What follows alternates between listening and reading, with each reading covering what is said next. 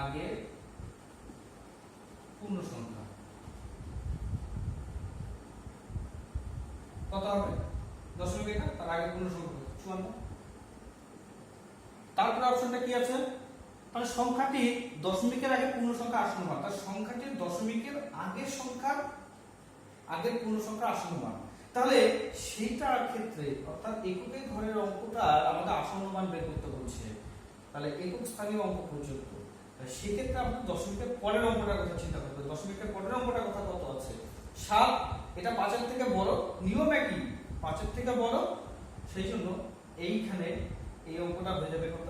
এর সঙ্গে 1 যোগ করে দিতে হবে। তার মানে পূর্ণ আসন্ন মানটা কত হয়? 1.1 স্থানীয় পর্যন্ত আসন্ন মান একক স্থানীয়।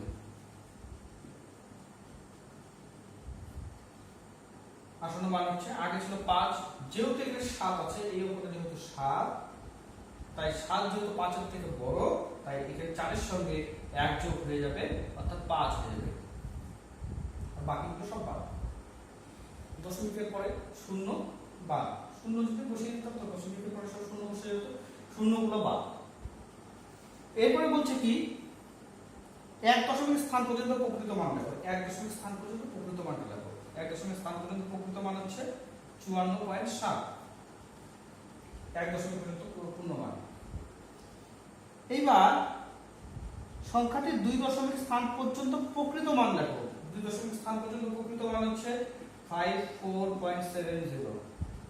ঠিক আছে?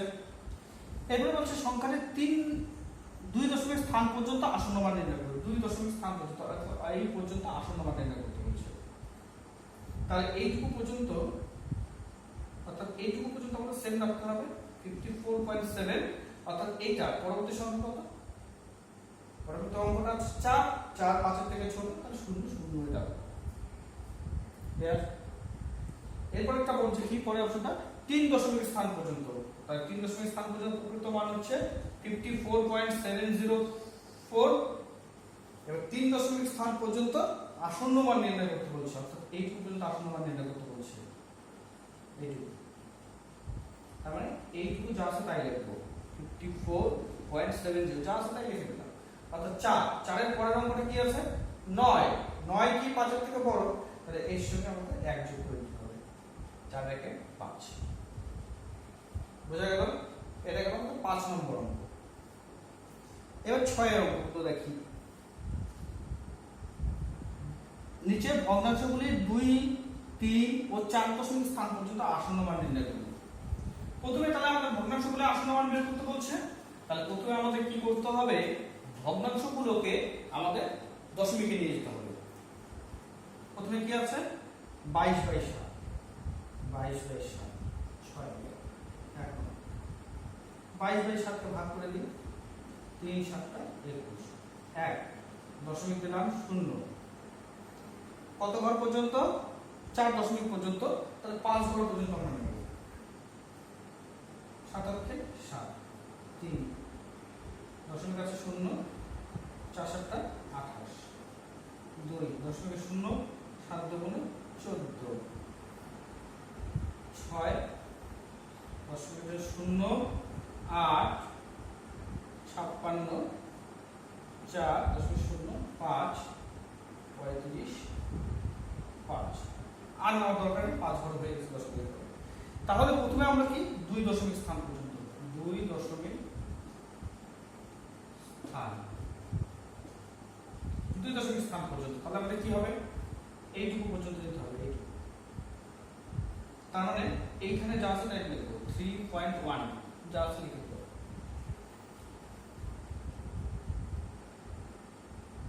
এরপরে কি আছে? 2, এই 4 এর পরে 2, 2 মানে 5 এর থেকে ছোট, তা 4 4 দেব। এবার 3 দশমিক স্থান, অর্থাৎ এইটুকু পর্যন্ত, এইটুকু। তাহলে 3.14 যা আছে তাই লিখে দেব। এইটাকে পরবর্তীকালে পরবর্তী সংখ্যাটা কত আছে? 8। 8 কি 5 এর থেকে বড়, তাহলে 2 এর সঙ্গে 1 যোগ হয়ে যাবে, 3.143। ক্লিয়ার? তারপরে হচ্ছে 4 দশমিক স্থান পর্যন্ত, তাহলে এইটুকু পর্যন্ত দিতে হবে। তার মানে এইটুকু যা আছে লিখে দেবো 3.142। আর কি 5 থেকে 9 এই ক্যাটাগরির মধ্যে পড়ে যাচ্ছে, তার 5 8 এর সঙ্গে 1 যোগ হয়ে গিয়ে 9 হবে, এর সঙ্গে 1 যোগ হবে 9। বোঝা গেল? এর পরেরটা আছে 5 5 যেহেতু 5 থেকে 9 ওই ক্যাটাগরির মধ্যে পড়ছে, তাহলে 8 এর সঙ্গে 1 যোগ হয়ে যাবে, হয়ে গিয়ে এটা 9 হবে। এইভাবে আমরা 3 দশমিক স্থান 4 দশমিক স্থান পর্যন্ত আমরা বের করে দেব।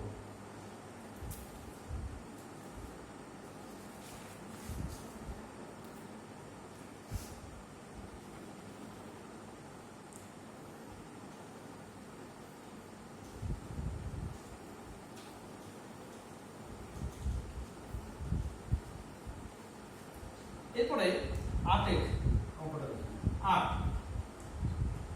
8 এর অঙ্কটা আসন্ন মানে ব্যবহারিক প্রয়োগ।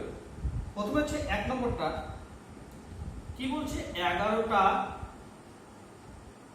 9 মিনিট 40 সেকেন্ড। এটাকে আসন্ন মানে কত বলি, মিনিটে, এখানে একটু উল্লেখ করে দিচ্ছে মিনিটে, তার মানে সমস্তটাকে আমাকে মিনিটে কনভার্ট করতে হবে। কিভাবে, 11টা মানে 11 ঘন্টা, 11 ঘন্টা মানে 1 ঘন্টা মানে কত মিনিট, 60 মিনিট, 1 ঘন্টা 60 মিনিট মিনিট, তাহলে 11টাকে 6 দিয়ে 60 দিয়ে গুণ করতে হবে। যেহেতু মিনিটে কনভার্ট করবো তাহলে 9 9 এ রেখে দেব, 9 থেকে চেঞ্জ করব না।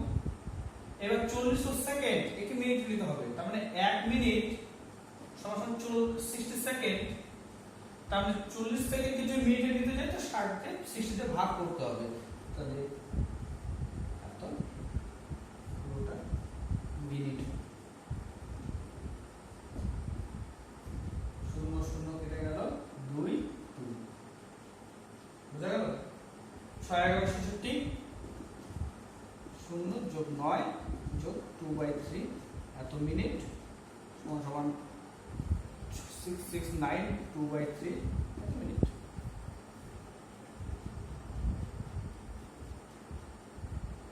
বোঝা গেল?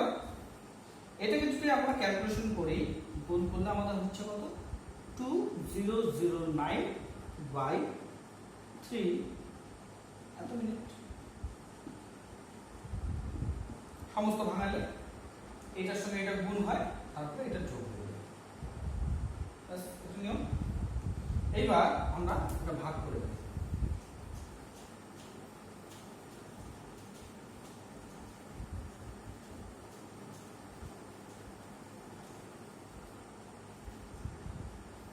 টু 2009/3 ভাগ করি 2009, এটা আসন্ন মানে প্রকাশ করতে মিনিটে, আচ্ছা 6 18 2 0 6 18 2 9 9 27 2 দশমিক দিলাম 0 6 18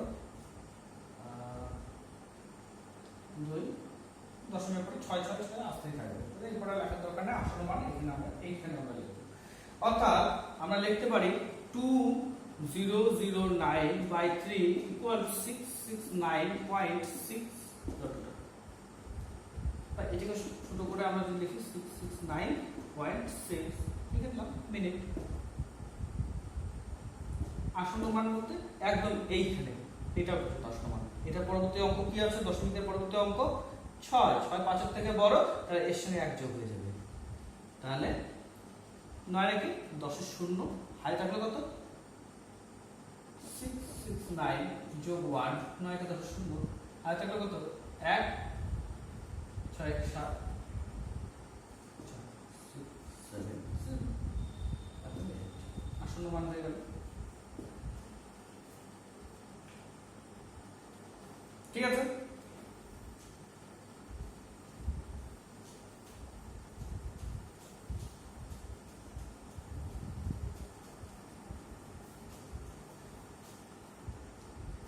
এরপরে যে অঙ্কটা আছে 2 নম্বরটা, জুতোর দাম 99.99 টাকা, 99.99 টাকা। এটাকে আসন্ন মানে জুতার দাম ছিল 99.99 লেখা আছে, লেখা থাকে, তাহলে অ্যাকচুয়ালি দাম কত হয়, অর্থাৎ এইটুকু পর্যন্ত হয়। তাহলে আসন্ন মান কত হবে, এইটুকু পর্যন্ত যদি হয় তাহলে এর পরের সংখ্যাটা কি আছে 9, এই অঙ্কটা আছে 9, 9 মানে 5 এর থেকে বড়, তাহলে এর আগে এই সংখ্যাটাকে সঙ্গে 1 যোগ করে দিতে হবে, অর্থাৎ 99 10 এর শূন্য হয়, তাহলে 9 এর 10 এর শূন্য হয়, তাহলে কত 1, 9 এর 10, আসন্ন মান কত হবে 100। ঠিক আছে, তাহলে এই চ্যাপ্টারটা মনে হয় আর কোনো অসুবিধা হবে না। আসন্ন মান এখন বাড়িতে ভালোভাবে প্র্যাকটিস করো অঙ্কগুলো, যদি কোনো অঙ্ক আটকে যায় অবশ্যই আমাকে জানাবেন। ঠিক আছে, থ্যাংক ইউ।